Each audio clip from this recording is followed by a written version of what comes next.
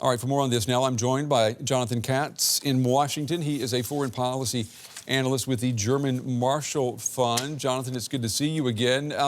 Help us make sense of Donald Trump's Syria decisions. You know, within a few hours today, the U.S. president cleared the way for what is expected to be a Turkish assault against Kurdish fighters. At the same time, he threatens to destroy the Turkish economy if Turkey goes, quote, off limits in Syria. Which message are we supposed to believe? Well, this is, again, a bit of the unpredictability of President Trump. And I think it highlights the challenge for U.S. foreign policy makers, decision makers in the Pentagon and the White House and elsewhere, that the president has once again, this is almost a repeat of what he did several months ago in announcing that U.S. troops are going to withdraw from Syria. So the question is, the President of the United States got on a phone call with President Erdogan, decided without talking to his top advisors in terms of what he's doing. He tweets out a policy, and then several hours later, realizing that the policy could harm those that the U.S. has worked with, has decided to reverse course and call for the destruction of the Turkish economy. So I think a lot of people in Washington are head-scratching, but increasingly worried about the president's decision-making ability and what that means for U.S. national security, that of our partners, including Turkey. And he is getting a lot of blowback, not only from Democrats in Washington, but also from Republicans and from some of his most loyal supporters, right?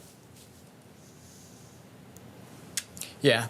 The interesting part of this is that the president has managed to anger at a time when I think he seems to be relying on their support politically during an impeachment inquiry process to anger some very senior Republican senators who have real concerns that the president is not only abandoning allies Kurds, but is leaving the U.S. vulnerable to ISIS again. What we know is that despite the fact that the geographic area where ISIS has operated doesn't exist, we know there still remains ISIS fighters. And so for any U.S. president to abandon both the strategic position but also allies sends a really difficult and wrong signal to those that we partner with. And I think that what you're seeing is an increasingly concern amongst members of Congress that these challenges are leaving the U.S. vulnerable.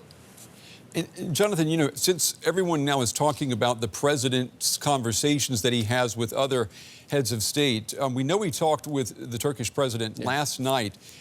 What do you think Erdogan said to Trump, or what did he do to convince Trump to abandon the Kurds in Syria? Yeah.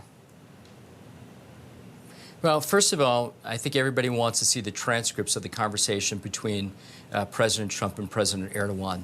And I think this is of deep concern in the U.S. right now, that the president is freewheeling in these diplomatic engagements. I don't think that President Erdogan said anything new to President Trump that he hasn't said before. And so the decision-making and the reasoning by President Trump and his tweet and his decision on this policy is a mystery to many here in Washington. Jonathan Katz with the German Marshall Fund in our Washington studio. Jonathan, thank you very much. We appreciate your insights.